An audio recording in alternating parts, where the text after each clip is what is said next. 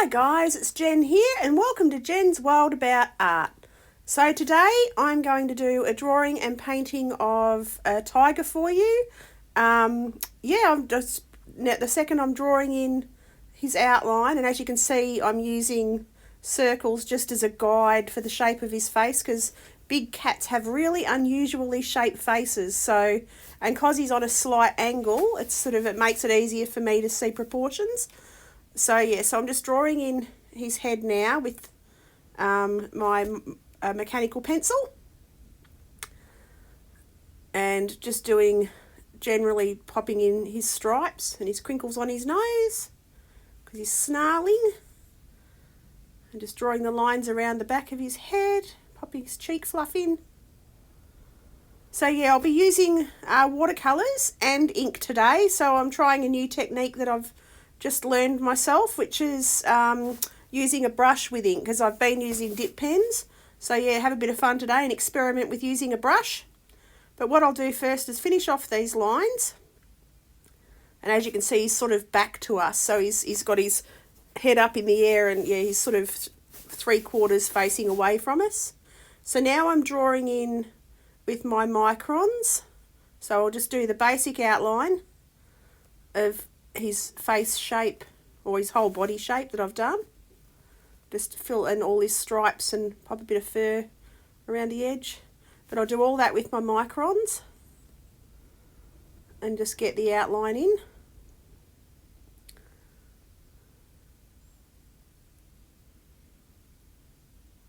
And there's where his whiskers are going to go.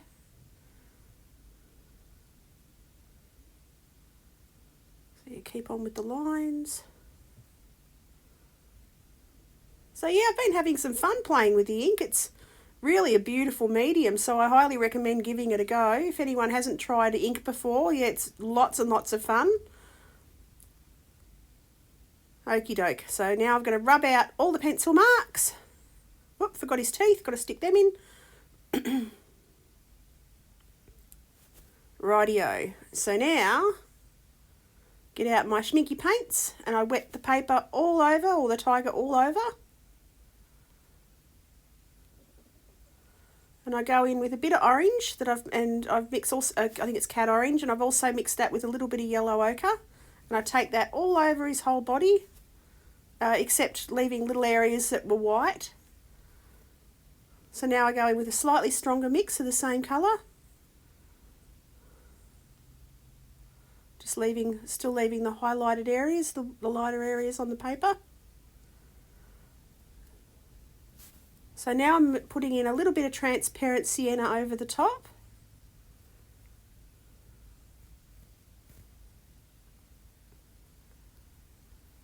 And that'll all wash in together because the paper's still quite wet. Just creates a nice sort of variation in the tones on him. Pop a bit of yellow into his eyes. And now I'm mixing up a pink. I'm using a bit of cad red and a little bit of white gouache, just to make it a little bit more opaque for his tongue. And just the tip of his nose, where he's got that little pink line. And for his teeth, I've popped, because even in the photograph, his teeth, I got this reference off Pixabay, his teeth were quite a yellowy colour, so yellowy sort of off-white. So I just used a little bit of yellow ochre. I will lighten that up after, because it is a bit too dark. So now I've gone in, I made my usual grey with burnt umber ultramarine, and just added that around the edge of his mouth and his whisker spots. So now we get into the ink. So I pop this up a little bit into the tray that I've got. So I'm using Medalla Roundy Black. And now I just start inking in the lines.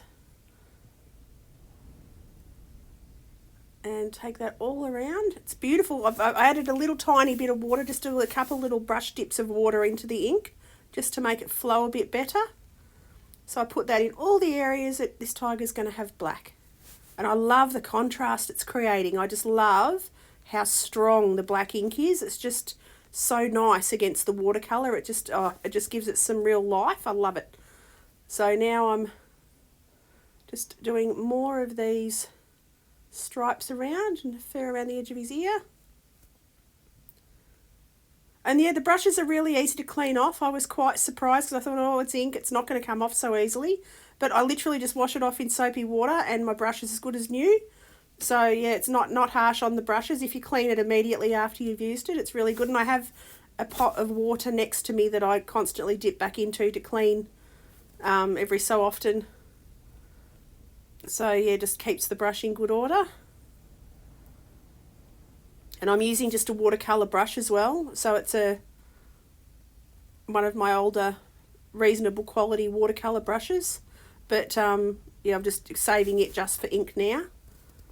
But yeah, I've noticed since I've been using it, I've been washing it in water and it's as good as new. I haven't noticed any damage whatsoever as long as you clean it regularly. So now I'm popping these other stripes in. And it's drying quite quickly on the paper, which is really good. And I'm using my Stillman & Burn Alpha Series book, which is an ink and wash book or ink and pen book. So, but it seems to handle the watercolour well too. Having said that, it's holding up really well because I put quite a heavy wash of watercolour on this guy. So now I'm going in with a bit of grey ink. So I just wash my brush off, pop a little bitty bit of ink in there and just take that around anywhere that's got darker grey. And as you can see, I've used the same brush. I just rinsed it out and put the light grey on the same brush. And now I'm going in just with my Posca pen just to lighten up those teeth of fraction and put highlights in his eyes. And going back in with a grey micron to put his whiskers in. And just tidy up a few lines around.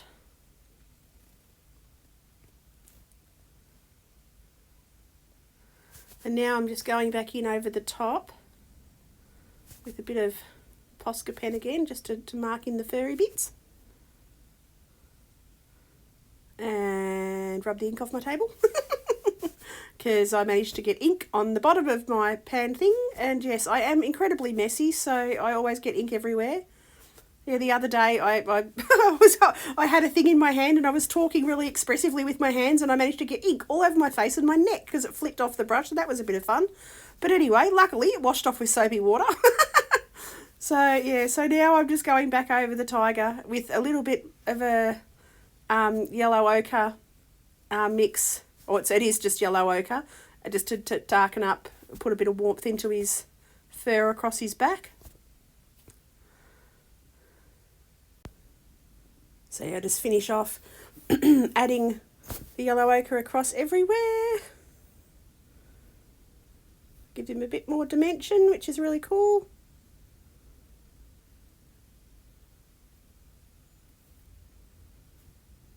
And now I'm just going back in because he's got expression lines on his face, just a few little wrinkles around his nose, and I'm just to add that in with my fine liner again.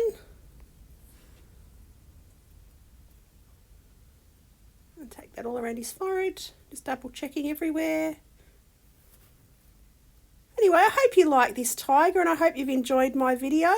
I'd love it if you enjoyed it to click like and subscribe, and yeah, I'll see you guys next video. Have an awesome day. Bye.